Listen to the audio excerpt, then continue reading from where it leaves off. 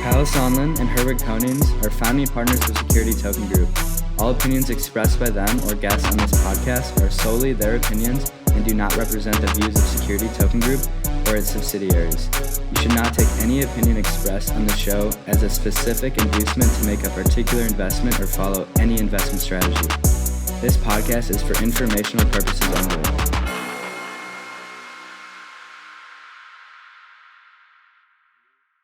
Hello, everyone, and welcome back to this week's episode of the Security Token Show. My name is Kyle Sonlin, joined with my co-host and business partner, Herwig Konings. How's it going? And we have a great episode lined up today. We're going to be talking about tokens in the Metaverse, a lot of great things going. But before we get into that, we have a great update. As you may know, Security Token Market has an upcoming crowdfund. We're currently in the testing the waters period, and the reception has been unbelievable. We have an update to share with you and a quick trailer for you to check out. We're Security Token Market, and we're creating the Wall Street without walls. Where anyone, anywhere can invest digitally into real estate, stocks, art, and more. All thanks to the power of security tokens. You see, it's a blockchain technology that is changing finance as we know it. It allows anyone to invest digitally, allowing companies to go public sooner and anyone around the world to invest via the web. It's not crypto, it's Wall Street without walls. There are already hundreds of trading tokens worth over $1 billion and thousands more on the way. This is happening now, and there's no telling how far we can go. At Security Token Market, we take great pride in the highest level of integrity of our financial data. As a leading data provider of the security token industry, we provide unique insights on market trends, new developments, and in-depth research just for you. Security Token Market is the trusted source for data and news for this new world of digital investing. We track hundreds of tokens trading worldwide, creating a platform where anyone can learn about these new investment opportunities. We are your one-stop shop for all things security tokens. In fact, our media arm has its industry coverage from end to end. We have a Security Token Show and our newsletter, which drops every single Monday. We also publish weekly columns and educational content across every platform. And that's just for now. The power has changed from the few to the many. That's why we're building the cultural epicenter of security tokens, where you can start investing today. That's why we have a community-first approach, so you can find us on Discord, LinkedIn, Twitter, and you can also find me in the Metaverse. Together, we are breaking down the walls of Wall Street. Join the token revolution and learn more about our public offering live on Securitize. We are Security Token Market.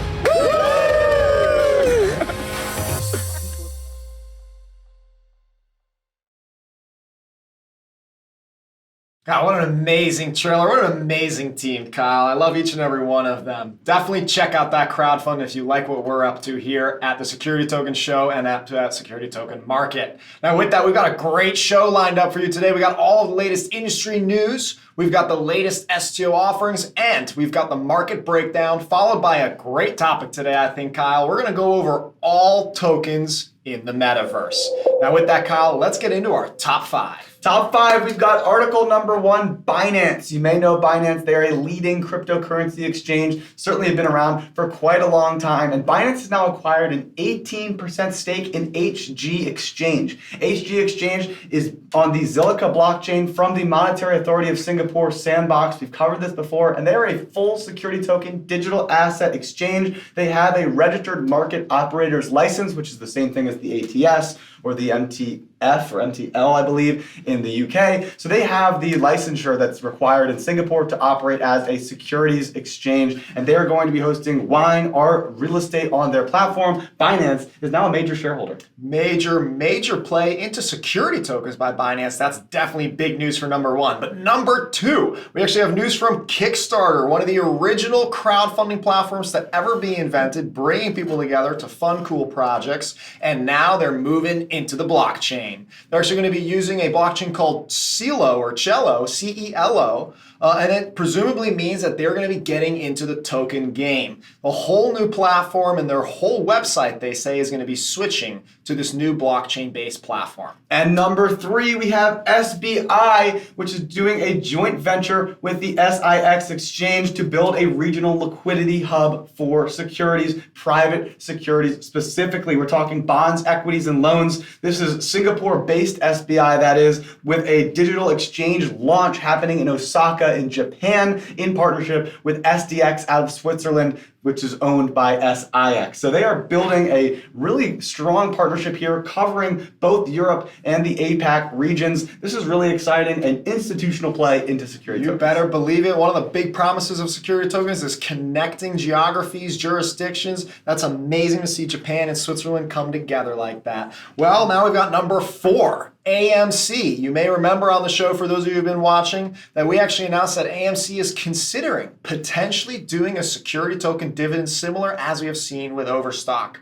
Unfortunately, folks, we've now seen recently from the CEO himself tweet that they will not be considering a security token, citing regulatory concerns and potential other issues. So that could have been a potentially big deal, and it's never off the table per se. They could always change their mind, but unfortunately, don't expect anything big in the security token space from AMC soon. He cited legality, debt covenants, and litigation risk as the 3 main reasons. So if you have some solutions for him, try to reach out and spread the gospel alongside us. And finally, number 5, Visa launches a cryptocurrency advisory arm of the company to help other institutions and banking partners figure out how to leverage crypto. And this comes on the heels of a really great study by their team, which found that 94% of financial educators and decision makers inside of a household, 94% of them were familiar with cryptocurrencies, and there have been over 188 billion in transactions in 2020 alone through Visa. So they understand the opportunity here of crypto, and they certainly see that their customers do as well. Visa is often seen as the establishment, always saying how blockchain can eventually beat the amount of processing power and transactions that Visa does. And now they're getting behind the technology and the crypto wave themselves, calling it the new era of money. So very exciting stuff. And with that, let's get into the rest of the industry news with Jessica Burns. I'm Jessica Burns, and I'm back with this week's industry updates.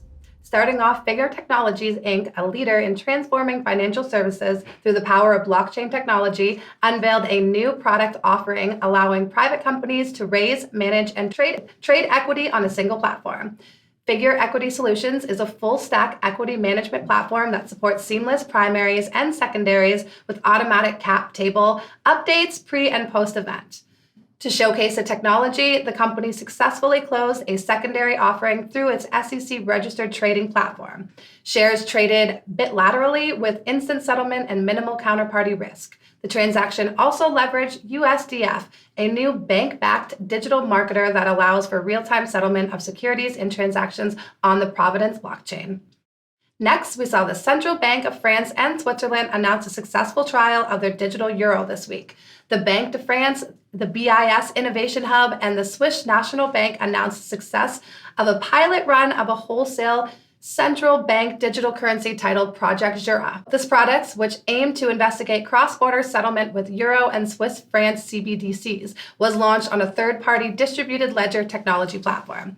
The experimental technology explored in Project Jura consisted of a decentralized peer-to-peer network of computer nodes to validate transactions while simultaneously ensuring that all legal, regulatory, and business rules of governing nations are satisfied.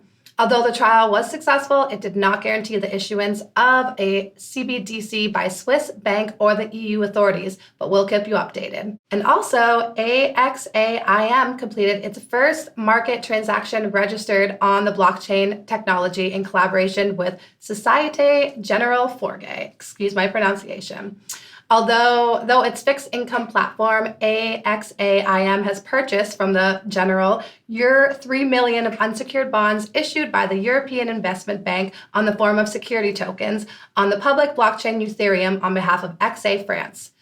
Those following the SEC versus Ripple Labs lawsuit might have experienced radio silence for the rest of the year after the court pushed the discovery deadline to January 14, 2022. However, a new development in early December has caused a splash, and now it seems both SEC and Ripple will need to take action. Judge Sarah Netburn ordered both parties in the case to file more documents. However, this was due to legal developments in a totally different court case. In less than 5 days, both the SEC and Ripple will need to understand the new decision and quickly submit their arguments. This has huge implication for Ripple's motion to compel the SEC to produce the 3 documents.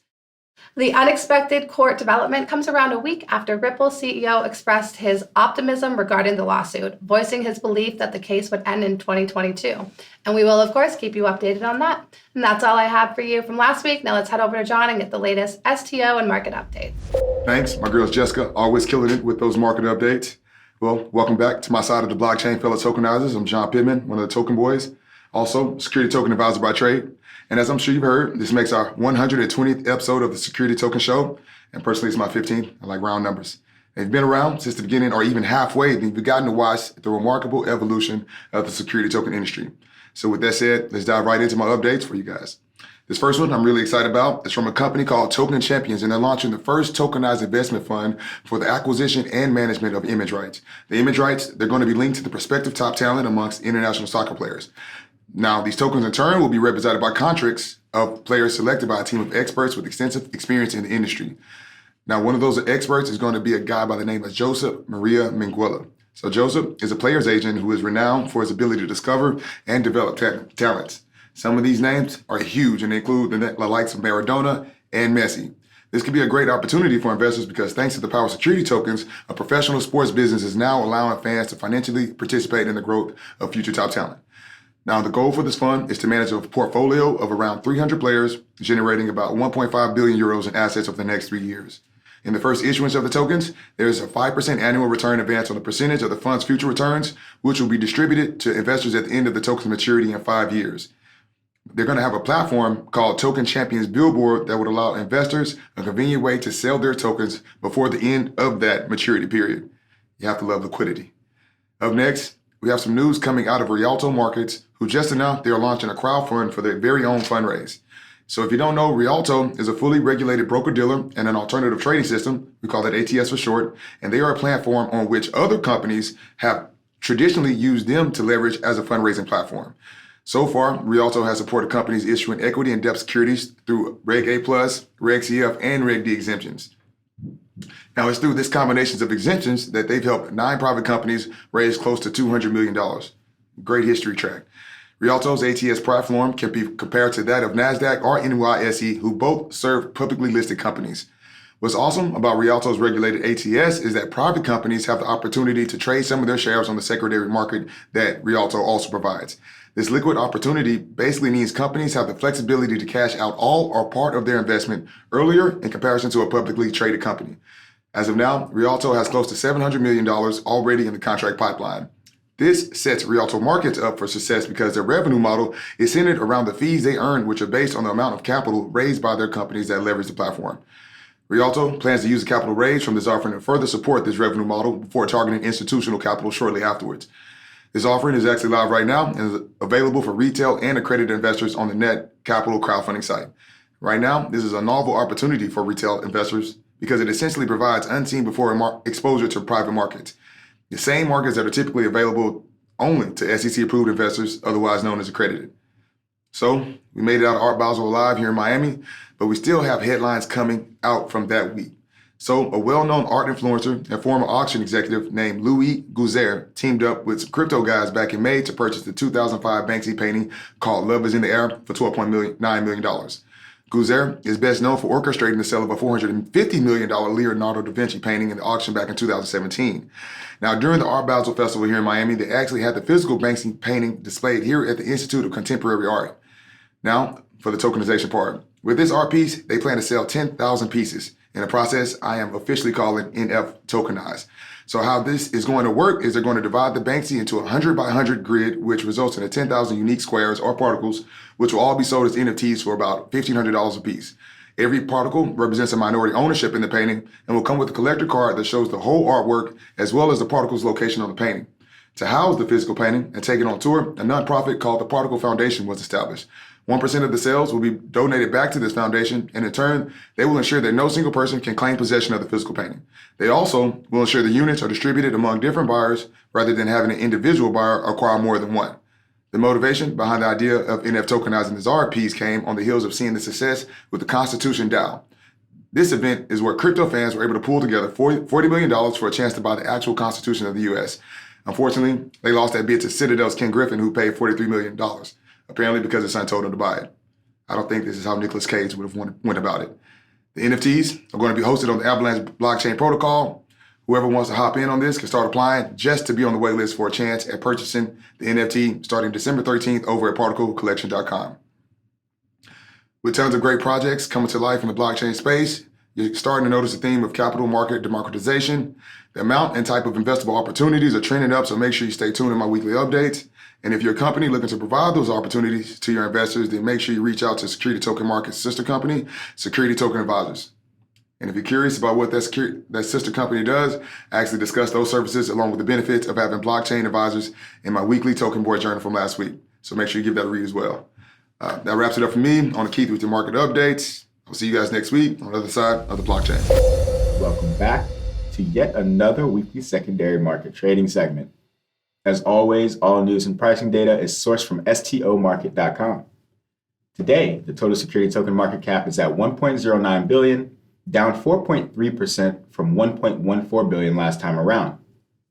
Mount Pelerin and the MPS token is pulling back just a bit from its surge to $11.77 last week. Today, the token is trading at around $10.46, an 11% decline in price, while weekly trading volume increased by 3% to 164,000 from 159,000 last time around. The Exodus token is trading at nearly the exact same price as it was last week, but weekly volume has since slightly declined. Sitting at $24.90 at the time of recording, weekly trading volume for the Exodus token fell 11% from 322,000 to 288,000, which may be a signal that the recently announced buyback program has not yet commenced. Aspen Coin took a big hit this week. The token is trading at 85 cents from $1.10 last time around, which is a 22% decline.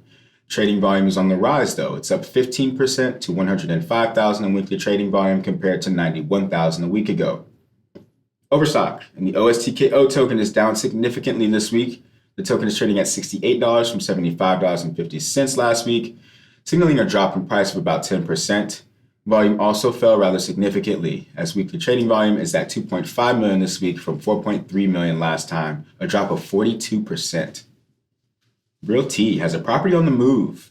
One of the issuer's tokens representing ownership of a real estate property in Detroit, Michigan is up 7.35% in price, along with a slight bump in weekly trading volume for the week. We have T0 and their security token down 10% this week. The token is trading at $3.30 from $3.65 last time around. Volume also declined slightly to 1.5 million from 1.7 million. INX remains rather unchanged for the week as the token trades at $1.94 from $2 a week ago. Weekly trading volume is deviating from the trend as the token posted 1.8 million in volume compared to 1.7 million last week. Now, let's move into our weekly section on tokenized stocks. We have the Grayscale Bitcoin Trust tokenized shares continuing to decline in weekly trading volume. This time, weekly trading volume is at 17.5 million from over 18.4 million last time around and 45 million the week before that. It seems that investors are still afraid to jump into the tokenized GPTC trade as uncertainty continues to plague the digital asset markets as Bitcoin has recently declined. Tesla tokenized shares are also continuing to pull back in weekly trading volume, this week posting 8 million from 11 million last week, a hefty decline of 27%. Alibaba, on the other hand, saw a jump back to the upside on weekly trading volume on FTX. This week, the tokenized shares reached 7.3 million in weekly volume from 5.9 million last time around, a rise of 23%. With that said, it's been another fun week in the markets, and as always, do your own research and hit me up on Twitter at KeithDLT to send me all your hot takes. See you next week. Wakey wakey. Welcome to Inside the Metaverse with your host, Eve Van Gogh. We go over the top breaking news relating to the Metaverse weekly. First up, while some companies I know keep waiting to announce their top secret projects, Facebook, or should I say Meta, is building in public, finally announcing the completion of a project they announced a year ago. A year ago. VR Metaverse Horizon Worlds now open after launching as an invite-only beta last year. The ambitious social experience gives users the tools to start building their own world, play games, create safe spaces for discussions, and make new friends. Let's go! Next up, DraftKings, baby. They plan to announce and launch a gamified NFT collection next NFL season. And the announcement suggests that DraftKings' upcoming NFTs will enable customers to buy and sell collectibles via the Polygon network, and they will use them within games against other players. Come on, I am definitely Captain Bullish over here. Next up, Ubisoft becomes the first major gaming company to launch in-game NFT. The publisher behind the Assassin's Creed and Just Dance games revealed Ubisoft Quartz, a platform that lets players earn and purchase in-game items that are tokenized as NFTs on the Tezos blockchain. Quartz will launch its first in the PC version of Tom Clancy's Ghost Recon Breakpoint, the latest online game in the long-running tactical shooters series. And last but not least, Binance Smart Chain launches a $200 million fund along with Animoca Brands for DeFi and GameFi. However, the $1 billion growth program is prioritizing GameFi. That was Inside the Metaverse with your host, Yves Vanko. And moving into our main topic for Security Token Show episode 120, we're talking about the Metaverse. It's been everywhere. Large companies, small companies, and startups alike have been paying attention to this business opportunity and everything that comes along with it. So we're going to dive into the types of tokens you're going to see and breaking it all down. But before we get into that, it's our favorite section of the episode. This is where Herwig and I pick our companies of the week. These are two companies that we picked out specifically for making the biggest move in the space and really wanting to give that extra bit of highlight to a cool company. Herwig, it's time for you to lead us off. Who is your company of the week? Well, my company of the week, it's going to Figure. Now, those of you who've been watching the show for over a year now, in fact, we've been doing the show for over 2, they'll know that I'm a bit of a Figure fanboy. I've named them the company of the week many, many times because they've been doing huge things like some of the largest securitizations on the blockchain since the '08 crisis. They've raised hundreds of millions of dollars. They're a unicorn. They've tokenized billions of dollars now, and that's why I have to give them my company of the week when we heard from Jessica that they have now unveiled an end-to-end solution for security tokens. That means now funds, companies, they can go directly to Figure and they can raise money, tokenize, and list on their ATS. They have an alternative trading system. If you didn't know, folks, they like to keep things a bit under wraps, but they have let us know that over $4 billion worth of transactions have already occurred through this platform. What's more, which means they can actually now compare and see the efficacy against the traditional markets, and they acknowledge that it's more than 50% in potential savings through their platform and through this new tokenization wave. So for those reasons, I have to give Figure, and specifically Figure Equity Solutions, which is now launched, my company of the week. Wow. $4 billion in transaction volume is the best performing ATS in terms of security tokens. They immediately take the crown by a pretty significant margin. We'll have to see what Keith thinks in the market trading segment. Maybe next week he'll look at it. And so that makes a ton of sense to me. Mine is also on the blockchain level. This is CeeLo. We covered them in our top 5 news articles earlier today. And here, the thing is that they are launching the full blockchain solution for Kickstarter. And you know that Kickstarter is that crowdfunding portal where you can essentially, fund or crowdfund a product from a small-time company or business that's looking to launch a new product. Everybody knows about Kickstarter. Well, now they're moving into a decentralized solution. They're bringing down the barriers to enter into the space for new entrepreneurs, for new opportunities to come to the platform, and CeeLo is powering it all. They are a carbon neutral blockchain, which is something that's pretty relevant these days in terms of the fees and the costs associated with running a blockchain. They also are mobile focused. And I think that this is a really interesting piece as well. 75% of our traffic comes from mobile. I know that mobile is transforming the world, and having a blockchain that's focused on that is something I think is very important. And of course, it's open source. You're not going to get anything built without it being open source. So this is awesome. They're backed by A16Z, Coinbase, Naval, and a whole host of others. So for those reasons and more, CeeLo is my company of the week. That's huge. That's a huge move. CeeLo seems like a kind of new player on the block, but having Kickstarter as their initial platform on there, that's huge moves. I think we're going to see a lot more out of that blockchain. Now with that, Kyle, I think we can get into our main topic, tokens on the Metaverse. In the Metaverse, I think we've categorized in our prep notes here that we got 6 different types to go over with you here. So please bear with us. We're going to try to break all of this down. The goal here is to help everybody understand all the different types of tokens that now exist. Since over the last 4 or 5 years, they all never even existed. So Kyle, why don't we start off with the original? Bitcoin, I think, was the original, cryptocurrency that came into existence. And it was the original sort of educational tool to tell people, what is blockchain? What is this new form of money? So tell us, what about Bitcoin? Right, so this is awesome. So we're talking about metaverse economy, right? There's many different types of tokens. And as you hit on, Bitcoin is really the first of the crypto commodities. So you look at gold in the physical world that kind of acts as that standard level of value, even though we don't actually use it for a whole lot. It's kind of just like the standard that everybody agreed upon is that thing that's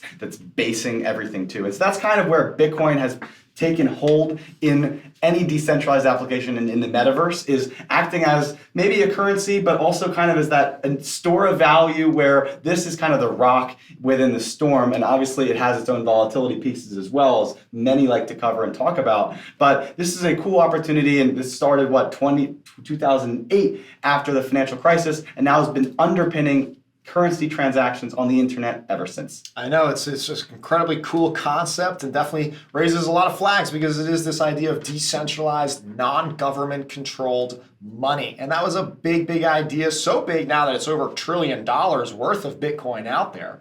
But I think that moves us into our second evolution, which is what we saw different blockchains arise, different versions of Bitcoin, really focused around their consensus mechanism. How do they validate and how do they manage their data, and how can people program into those blockchains? And that's where actually Ethereum, which many of you probably watching know about, enabling this new evolution of smart contracts. And it also, I think, Kyle introduced this concept really that also Bitcoin uses, but this idea of using the underlying token within the blockchain itself. So you have to use Ether in order to transact onto the platform, which of course means that we now saw sort of what this introduction of layer 1 solutions, right? This idea that this is our base layer. We can use Ethereum to go ahead and build other applications on top. Different protocols, different blockchains can accomplish different tasks. Bitcoin wasn't made for billions of transactions like we covered with Visa. It was made to be kind of that rock of the system and existing from the beginning. So we needed to create other solutions that were going to fit different needs and use cases. That's where you're seeing a lot of these other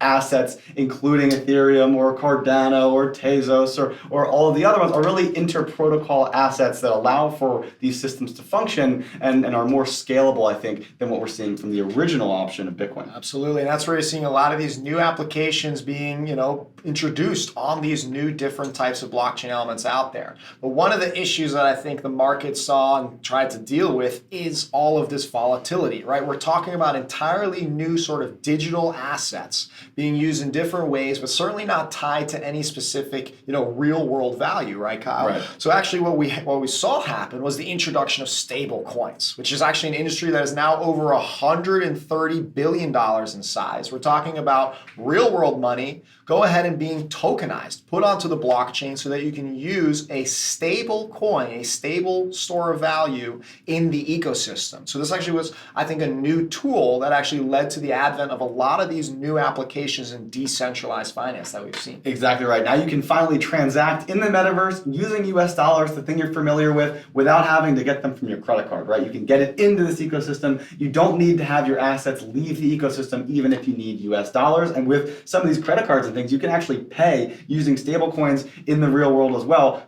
furthering that bridge between the two assets. And so that's where it's really interesting. And as we move forward past stablecoins, we go to our next thing. This has been the hot topic of 2021. This is NFTs, non-fungible tokens. The idea that you can have art, you can have a collectible, a one-of-one thing that everyone can see publicly, everybody can have access to it, but everyone knows that you specifically own it, and that is your specific thing. A certificate of authenticity, if you will, membership community is kind of how we're seeing it as well. And so these things have really taken off in the metaverse because of gaming. Gaming is pioneering this idea of a metaverse in terms of having a ecosystem and things that function and transact inside of a virtual world. And so, of course, with those things come the art, the rewards, the benefits that you want to get from playing or participating in that ecosystem. And that's where we're seeing NFTs really taking off. And we've seen that market explode, all kinds of new use cases being introduced. And of course, that leads us to our second to last version, which is actually governance tokens. So this is actually the idea where, in fact, many NFTs and many different sort of crypto communities have come together and said, how can we make an organization that lives on the blockchain? And that's what they called a DAO, a decentralized autonomous organization. And essentially, it is designed to create different applications for a community to come together.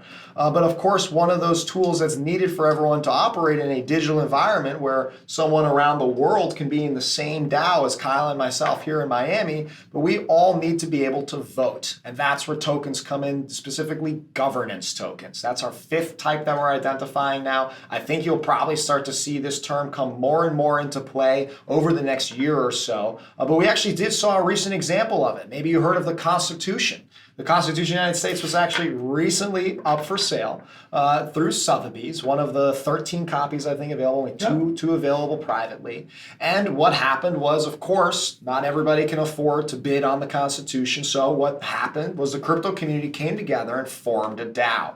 And the way that people were able to participate was you could go ahead and, pool together Ethereum, and they could go ahead and try to potentially buy it. But what happened was they didn't win it. Ken Griffin won the bid. Again. So what happened was they launched governance tokens to go ahead and release those tokens back out to individuals and now participate in different ways. And that's just one application. But that's a different thing than an NFT. An NFT is meant to point towards one thing. Then the whole point is this keyword of fungibility. So in our DAO world, we have governance tokens that are the same value as whether Kyle has one or I have one.